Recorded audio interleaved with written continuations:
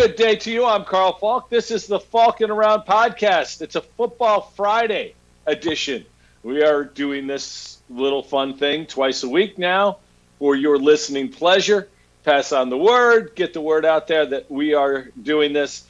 Always love talking football on a Friday. You get the Thursday night game to discuss, the weekends games, college football, and right now, of course, Major League Baseball.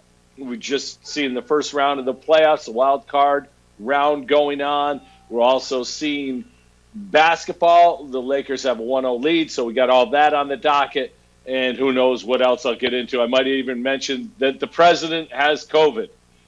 Well, I just did mention that. So, yeah, we'll see how that works out.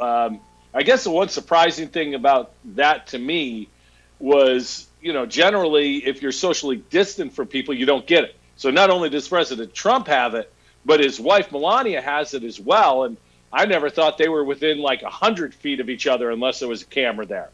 Never seen a more awkward couple in my life than those two. But, hey, whatever makes you happy or brings you profits, whatever it takes. But, yeah, we'll talk football. We won't talk politics. It's just one of those observations that I like to share.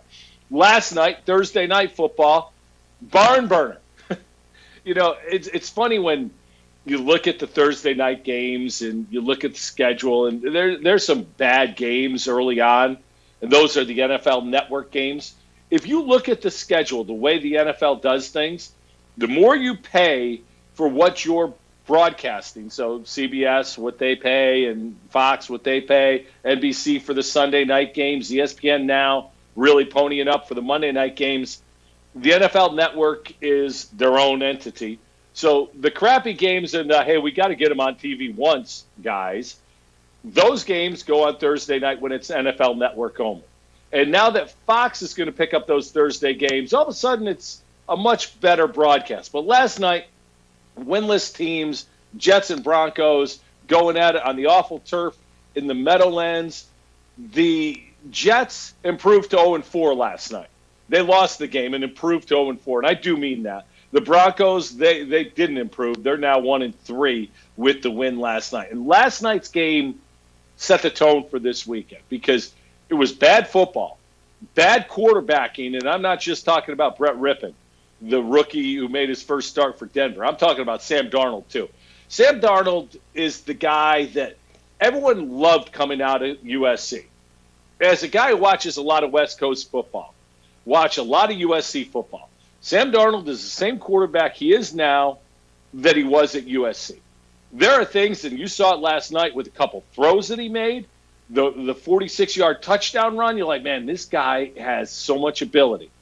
But as you watch him over a period of time, his inaccuracy comes up, his decision-making is horrible, his footwork is terrible in the pocket, and the Jets' offensive line and wide receivers don't help him at all. The Jets need to blow it up. If they haven't already, they need to blow it up. Adam Gase apparently is not getting fired, which is probably the worst news for Sam Darnold going forward because, again, Darnold, I think, can be a serviceable NFL quarterback. He'll never be a stud. He'll never be a guy that you look at and maybe is a leader of a big-time team. I think the high for the ceiling right now for Sam Darnold is Ryan Tannehill. And similarly to Tannehill, he got out from under Gase, goes elsewhere, and all of a sudden he's showing he can play the position. The Jets, with their new GM, Joe Douglas, who was forced to take Gase because Gase was hired first and never understood why you hire a coach before you hire a GM. But that's what the Johnsons did a couple of years ago. With Joe Douglas not having been the guy to draft Sam Darnold, there's no doubt to me that after this year, if the Jets are in position to, and I think they will be, to select either Trevor Lawrence or Justin Fields, the Ohio State quarterback, they do that.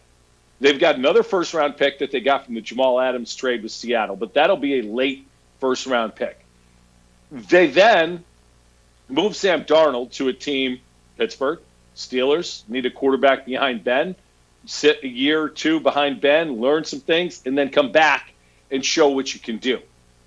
I think that makes a lot of sense. You send Juju Smith-Schuster and maybe a second and a third back or a second, something like that. And if you're the Jets, you look at it and you go, okay, now I've got my new young quarterback, Trevor Lawrence or Justin Fields. I've got Juju. That's a good thing to start. I've got a couple other picks that I can build an offensive line. Mekhi Becton's a real deal. He's fine. He's hurt, but he's fine. The rest of that offensive line has got to go. That was terrible performance. And not to just sit here and pile on the Jets, but anyone who hires Gregg Williams gets what you saw last night. The Gregg Williams coaching experience means we're going to hit the quarterback as hard and as often as we can. Penalties be damned, and who cares if somebody gets hurt? That's Gregg Williams. 6 personal foul calls last night in the game against the Jets. They had 11 penalties overall. This is just embarrassing. You know, between the Jets and the Giants in what is the biggest media market in the world, why would anyone watch a football game? Fortunately, New York State has only one football team. There's only one football team that practices and plays, and their tax dollars go to the state of New York. That is the Buffalo Bills. Unfortunately, for New York State people, maybe not New York City people, but, well, they're cheering for Jersey teams. There's a very good football team in New York. The only football team in New York. Embarrassment last night for the Jets. Brett Rippon was nice at times. He went through a rough patch, through a pick six, through a couple interceptions. But for your first overall start, going against a Jets defense that's hell-bent on ripping your head off, I thought he handled himself well. Melvin Gordon did well. The nice run to seal it at the end, gets a block from Rippon. It was a good play, and it was a good experience. But Vic Fangio, the Broncos coach, was so upset by the way the Jets were coming after Rippon at the end of that game. No handshake, straight to the locker room. Now, he shrugged it off, saying there was enough bad feelings between the players and didn't want anything to happen, so he's just trying to get his players to the locker room. Yeah, okay, Vic, I don't believe you at all. What you wanted to say you knew would have been a bad thing, so you got your ass to the locker room smartly. The Jets are an embarrassment, and it's unfortunate. And, you know, with the Bills having to play them yet again in a couple weeks, that's got to be a big win. That's got to be an easy win for the Bills. Bills this week go on the road, go out to the desert, first trip ever to Las Vegas, second Raiders game in that new stadium in Vegas. This is, look, there's a lot of things that remind us right now that things just aren't the same, not having fans. But this game in particular is where I'll really miss the fans. Yes, Thursday night, the KC game in a couple weeks would be an unbelievable atmosphere. Bills Mafia would come out en masse. But to see the number of Bills fans in the stands in Vegas, it would be unreal. And it would just be one of those things, like which road game you go into. Everyone was going to go to Vegas to see the Bills. That was going to be a huge, huge road trip. Bills are favored by 3 on the road and shows the respect of Vegas, not the Raiders, the bookies, are giving them. The over-under is 52.5, which also shows the respect the offense is given by Vegas. However, it shows the lack of respect of the Bills' defense right now as well. David Carr, Raiders quarterback, has been very good, 71% of his passes, averaging about 250 yards a game. He's not lighting it up. He's captain check down, 6 touchdowns. He's without most of his good receivers, his best receivers. Ruggs is out, the rookie out of Alabama. Hunter Renfrow, though, keep an eye on this guy because he is always open guy. He's 7'11". And Carr, I think, is going to feed him the ball time and time again this week in that short to mid-range passing game. And I think what the Rams showed the league last week about the Bills' defense is they struggle to cover on those type of routes. That zone defense, without pressure, is going to give opportunities to the quarterback. The Raiders' offensive line is very good. I think the Bills will struggle to pressure Carr. Josh Jacobs is a battering ram. I expect him to have 100 yards against the Bills' defense. And Darren Waller, here's the matchup of the game for me. Darren Waller against Matt Milano. Milano played last week and played well, coming back from injury. He now will likely have most of the assignment on Darren Waller, who's an absolute freak of an athlete and a great young tight end. If the Bills can contain Waller, that means that Renfro is going to have to be the guy to beat him through the passing game. And if that's the case, I like the Bills' chances of limiting the opportunities. But I need to see a lot more from this Bills defense. Tremaine Edmonds has got to be better. He's absolutely – I know he's been dinged up, but he's got to be better. Jacobs is a guy who can hurt you. He's got 252 yards and 3 touchdowns in the first 3 games, averaging about 85 yards a game. That's solid, and I would expect him to continue that against the Bills. If Edmonds is right, then I think the Bills can do a better job this week against the run than they did in the past. Now, Josh Allen has gotten a tremendous amount of publicity over the last couple of weeks and accolades, AFC Player of the Month for the month of September, and he's earned every bit of it. He's got to continue. He's got to continue against a team that's building a defense based on speed. And the Raiders' speed defense can be affected by some misdirections, some different things. John Brown looks like he's going to be good to go. So I think that helps the Bills a lot, that 3-headed monster that they have with Diggs, Beasley, and Brown. Now you throw Gabriel Davis in there when you go 4 wide. It's a really dangerous and difficult passing attack to defend. The offensive line needs to be stout. And Motor Singletary needs to continue to get the ball. I'm not sure if Zach Moss is going to go. This morning, McDermott said he's seen signs of improvement, but did not commit to him playing. So I think that means you're going to see, again, TJ Yeldon backing up Devin Singletary.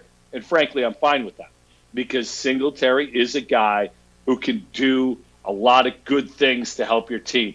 This, in my opinion, can't be a game that the Bills' offense carries the defense. I like the Bills this week, but I think it's tough. And I'm picking it to be a 31-28 game. I think the Bills will have a very difficult time slowing down the Raiders' offense. Gruden and Carr seem to be working in sync pretty well. I got to throw this out there. If Derek Carr gets hit, gets hurt, and misses a play, Bills legend Nate Peterman is the backup quarterback. That's all I need. Bring me Nate Peterman, because watching him play and watching McDermott long for his guy, that's the biggest question I'll ever have with Sean McDermott. Mike Tolbert, I didn't understand that. Patrick DeMarco, that love affair, I didn't understand. But how can you evaluate Nate Peterman and send him out there and think this guy's good? I really don't understand it. And it's not just about the games. If you went out to Fisher and watched training camp and you watch this guy in camp, you could see he wasn't good in camp. It wasn't a surprise when he wasn't good in games. He wasn't good anywhere. And yet somehow he's still on a roster, and John Gruden loves him too. I don't know what Nate Peterman does. Must be the best guy ever, because he fools good coaches into thinking he's a good player. The biggest story in the NFL this week has been the Tennessee Titans and their COVID positive test.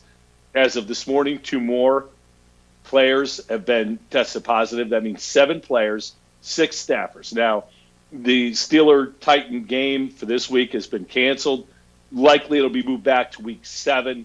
They can move a few things around, push a Ravens, I think it's a Ravens-Titans game to week 8.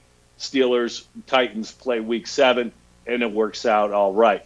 But the bigger story to me is, okay, this is still going. It's still spreading, and now we're up to 7 players. And with the Bills being the team that plays in Tennessee next weekend, you look at this and you think, man, I'm not sure that game's going to go on.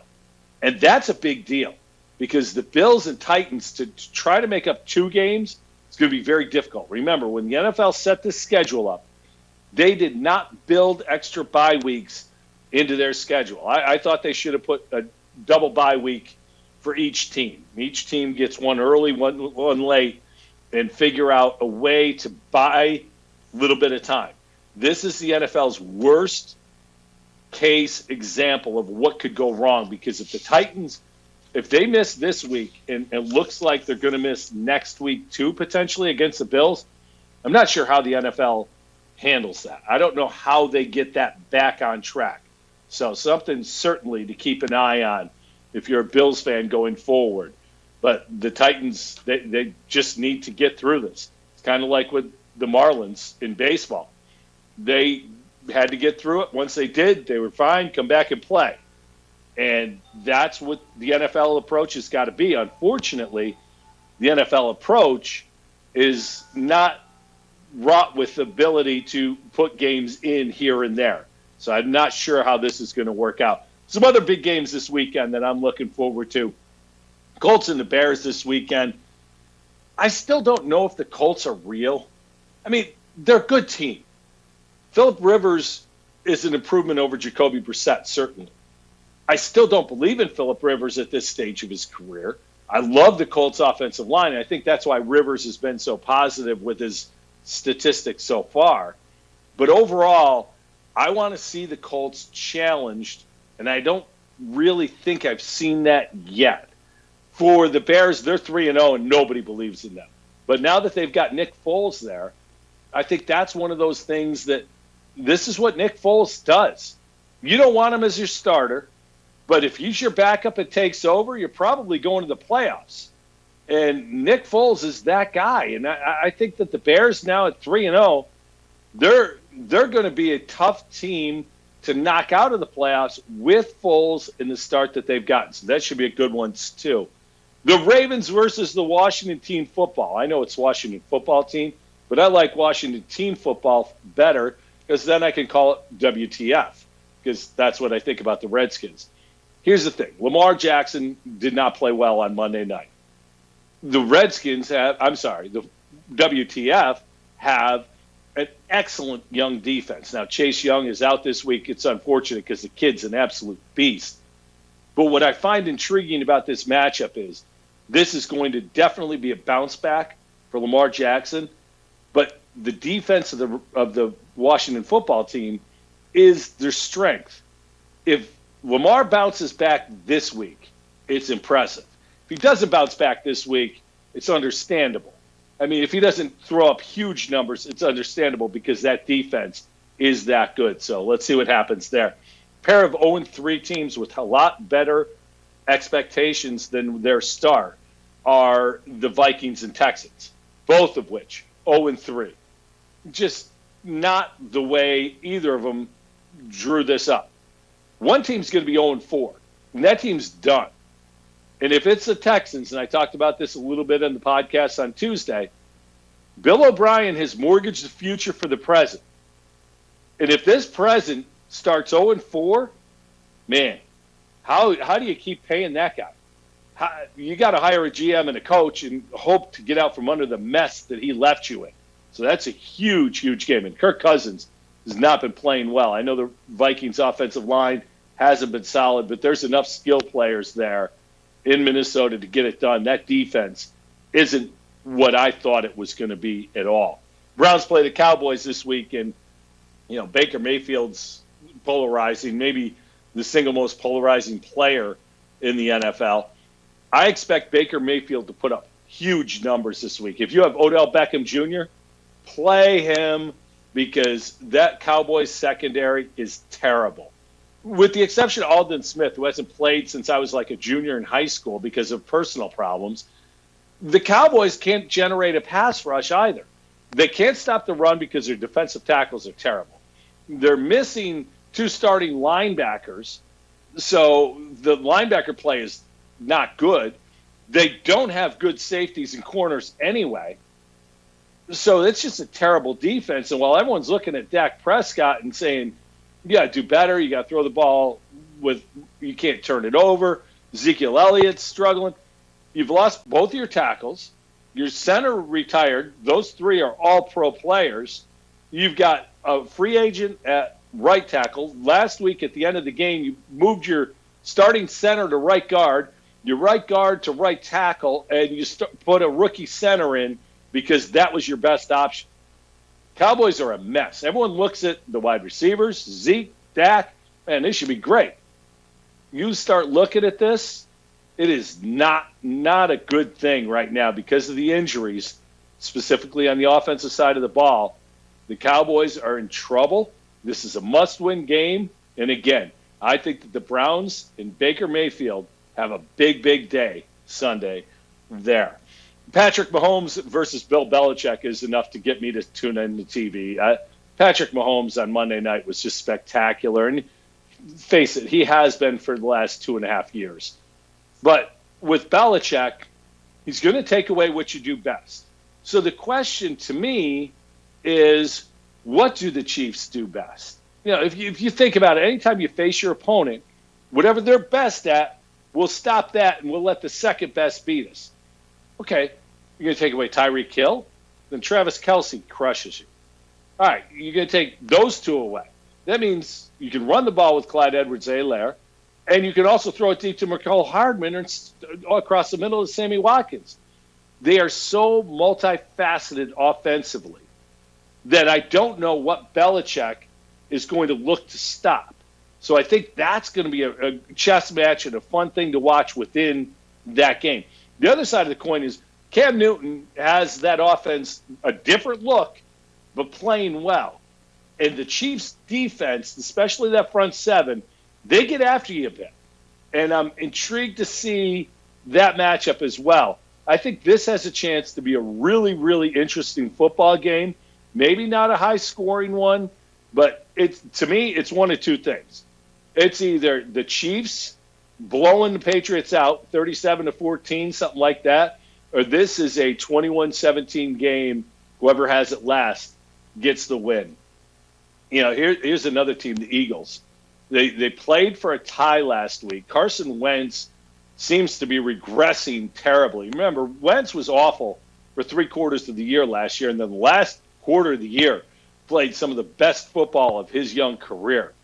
So there was a lot of optimism of what he would do. Then, of course, the Eagles go out and they decide to draft Jalen Hurts. And you're like, wow, that's a strange draft pick to go get when you've got a young quarterback, to draft a quarterback in the first round. The 49ers, they're banged up, but they're still very good. I think that this week, if we see Carson Wentz struggle again and not play well through maybe 2.5 quarters, maybe Jalen Hurts gets a shot. And if that's the case, who knows what the trickle-down effect could come from there. And then the Monday Nighter, Atlanta at Green Bay. And, Green Bay's been great. Aaron Rodgers playing excellent football. Looks like he's having fun buying into LaFleur's system. Aaron Williams running the ball so well. Aaron Jones running the ball so well. It's a fun time to be a Packer fan. If you're a Falcon fan, you have less hair than me because you pulled all the rest of it out. This very well may be Dan Quinn's goodbye piece, because if they get blown out or embarrassed again on Monday Night Football, eventually Arthur Blanks is going to have to make a change. And I think the change is coming. It's a matter of when. Similarly with Adam Gase.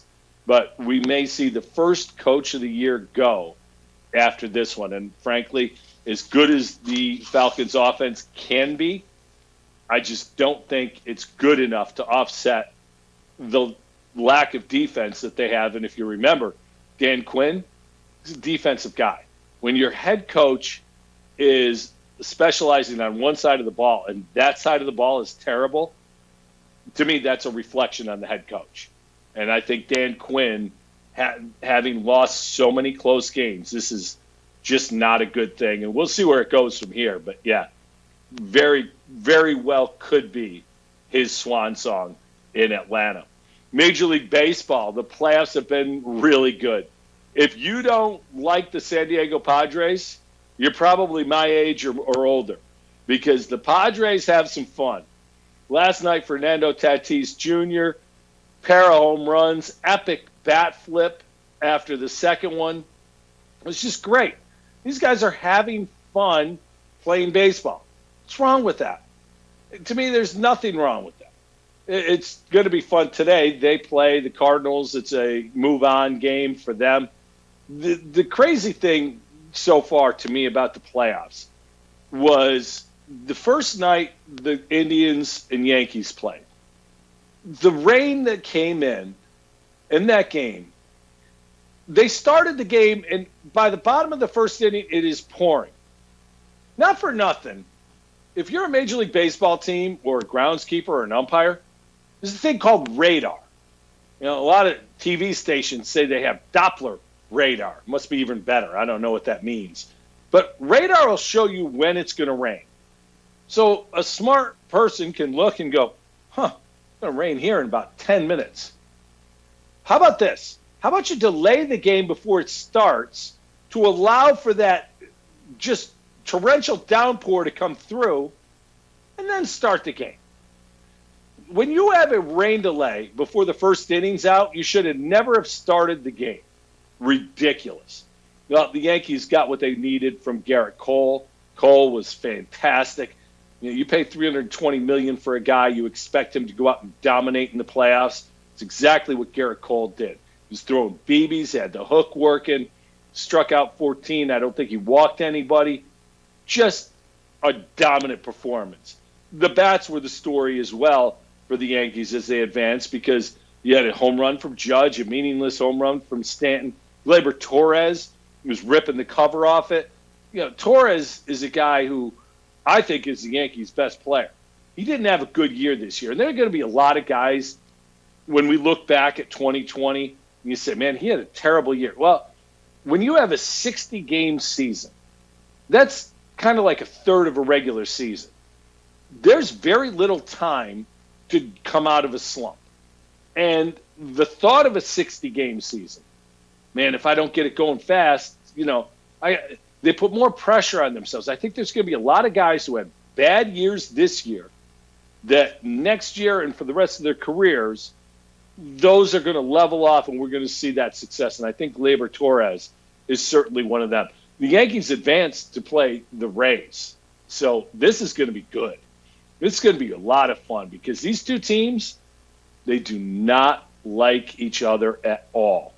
These teams have some bad blood. And frankly, you could thank Aroldis Chapman for that. He decides to go headhunting in a meaningless regular season game, sending a message. It was crap. And he deserved his suspension. He deserved a longer one. They didn't, of course, get it because they didn't have time to go through the process in this season. But what he did, guarantee the Rays, their manager, everyone in that clubhouse knows what's at stake, but they also know, don't forget what Aroldis Chapman did to him. I said this about the Rays the other day when we were talking about how they play. And they just seem to do everything right. They play great defense. They take the extra base. They put the ball in play. They hit behind guys. They play the game of baseball the proper way. To me, this is going to be a fun series because you've got some big arms on the Tampa Bay side, guys like Glasnow and, of course, Blake Snell. And on the Yankees side, you got a bunch of bashers. How does it play out? Does the waiting for the 3-run homer win out, or does the death by 100 paper cuts win out? Different ways of playing the game. Going to be a fun series, and the fact that they hate each other is even better. I saw something yesterday that I was shocked at, and I don't know what the hell baseball is thinking. Look, I'm a baseball fan, so you don't have to get me to watch the games. I'm enjoying them anyway. But baseball's always trying to find new fans and get new fans, and it's every sport. You want to raise your fans. You want more money, more eyeballs on your sport. Eyeballs equal money. They, yesterday, decided to mic up players during the game. The A's center fielder, Lariano, was mic'd up. And I was like, wait, they're talking to him during the game. Look, spring training, you do that, and it's fun. And the guys are relaxed, they're talking, they're having a good time. This is the playoffs, man. You don't mic up guys during the playoffs. Justin Turner was mic'd up last night for the Dodgers, and his manager did not like it at all. And I just don't understand what Major League Baseball is trying to accomplish by doing this. Because to me, for the eyeballs you attract, the integrity of the game takes a bigger hit because it makes it seem like you don't have to concentrate. It's just a baseball game. You can talk. You can have a good time. I didn't like that at all, and I really hope there's not going to be more of it. Even though I enjoy the conversations, I think it really hurts the game or maybe the perception of the game. College football certainly is back with the SEC playing a couple good games this weekend. Auburn, Georgia. This may be an elimination game. I mean, if we get to the finish line and we have a 4 or 8 team playoff, this is big because, both these teams are going to end up playing Alabama at some point as well. So, somebody's going to end up with 2 losses because I think Bama beats generally both of them. But this ought to be a really good one this weekend. Of course, last week, Mississippi State and Mike Leach had their first game in the SEC, and they threw for almost 550 yards against LSU. This week, they play Arkansas at home. Interested to see, is this going to be a regular occurrence now? Is Mike Leach's offense that good in the SEC that we're going to see the yards and points on the scoreboard week in, week out? It's a different deal than what the SEC has been used to for a long time. I mentioned Alabama earlier. They got a pretty tough game this week. They're at home, but Texas A&M goes into Tuscaloosa. That is a tough one. And one other team I wanted to mention, Oklahoma, had big aspirations before this year. Well, they play Iowa State this week. This is a game, and it's at Iowa State. This is a game that Oklahoma absolutely has to win. They cannot afford a loss. And the Cyclones every now and then rear their head up and upset somebody. Not saying it's going to happen, just saying it's got to be you got to be careful if you're Oklahoma. So good slate of college football this weekend. Still not all the way there because the Big Ten's not back yet. The Pac-12's not back. But at least there's enough on a Saturday afternoon that you can sit down in front of the TV and enjoy watching your games. The NBA bubble is coming to an end. Game 1 of the finals has gone on, and, it was a fun game to watch initially. Heat came out very strong, and then the Lakers went on a run. I think they outscored the Heat something like 78-39, something like that from the second quarter to the fourth quarter.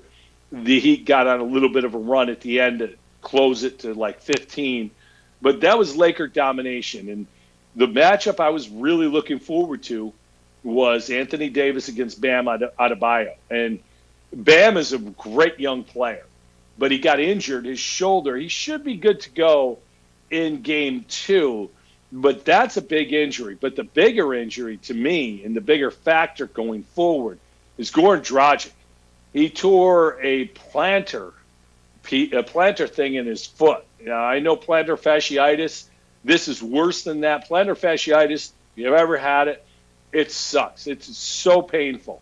So for this injury to be worse than plantar fasciitis, it's a tear of the plantar. It's got to be that much worse. So Dragic being out, I think that's a huge, huge blow to the Heat because his ability to shoot, to create offense for others by his penetration, it puts more pressure on the young guards, Duncan Robinson, Tyler Hero.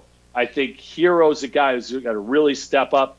Jimmy Butler had a nice game 1, but he also turned his ankle. He's going against LeBron. LeBron is just a tough matchup for anybody. And, he's so physical.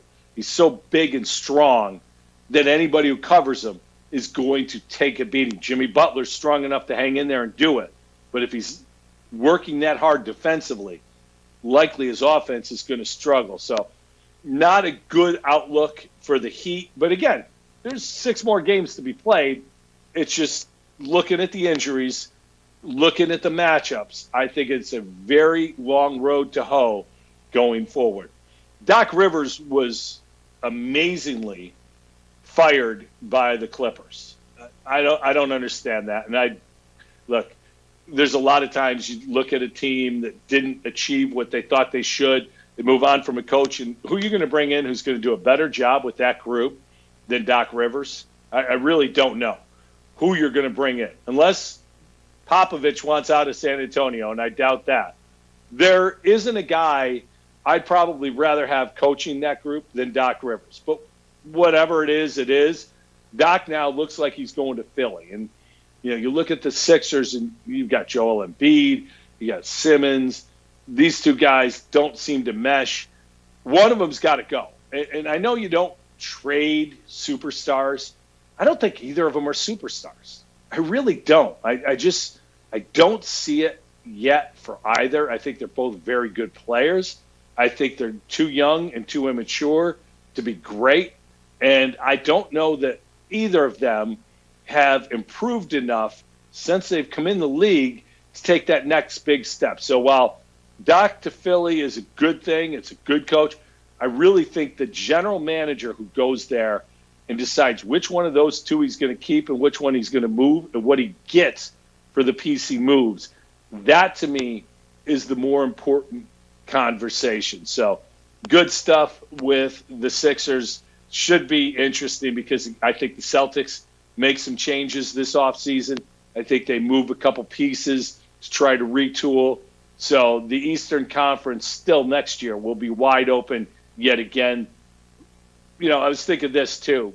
Hockey just ended. Basketball's got another week left. Traditionally, here we are, first week of October. The NHL is dropping puck, starting their season. The NBA's in camp, and they're going to start real soon. There is no plan for next year. And how do they do it? My personal opinion is, and I think it'd be great for the sport, is that both leagues need to go from 82 to about 50 games. If you do that, if you back off, and I know people, the revenue, there's nobody going to the games anyway. So you start in maybe January or early February and you go till June. That way, hopefully the following year you can get back on track. Let's face it, this year is going to cause a couple of years to be out of whack. How you get it back closest to where you want it is the real question. And I also think you go from 82 to 50 games, the games are a hell of a lot more important. It's not quite as bastardized as baseball was. Baseball was a 60-game season, so it's basically about a third. This would still be more than a half of a regular season. And if you look back to the strike year when the NBA did go to 50 games, that was one of the best regular seasons the league ever had. So I'm very intrigued to see where it goes from here. The NHL draft, of course, coming up. How do they decide when they're going to start, how many games they're going to play, and how they're going to manage it? Going to be very interesting. And here in Rochester, side note on this, with the uncertainty of what I just talked about with the NHL, there's also the uncertainty of the AHL. And while the Pagulas run Blue Cross Arena badly, COVID's got nothing to do with how badly they managed that arena. But I'm intrigued to see if the AHL comes back, when it's going to come back. And here locally, if you're the Pagulas, this is coming from me, I would think this way. If there are no fans, which there won't be, if there are no fans and you're only playing a limited number of games, why not keep the Amerks in Buffalo, play the games at Harbor Center, and save the money on having two sites? You only need then one athletic training staff because they're right there. You only need one practice facility. You'd save a ton of money because you're cutting your expenses in half. And if that happens, I fear for the Amerks coming back. Just throwing it out there because it's one of those things that I think about. And again, the Pagulas, they're all about money. And right now, they're looking for ways to save money because they have not had a very good financial year and a half. So they need to do better financially. Is it worth the negative backlash? Maybe not, but I'm sure they'll figure that out. But let's see where it goes. It's just something to plant a seed, keep an eye on it as we get to where hopefully there's a season coming up. Instacart is our friends, and they can be your friends as well. If you click the show notes, you can get your first order for over $35 free by just using us. So we can help you get groceries in as fast as 1 hour. Click on the show notes. Free first order over $35 and groceries in as fast as 1 hour, and you have nothing to do other than click, click, click, click, click. And that's very easy to do. That's all. Enjoy the weekend. Have a great time watching football. Hope the Bills go to 4-0, but we'll talk about it on Tuesday. I'm Carl Falk. This is the Falkin Around podcast.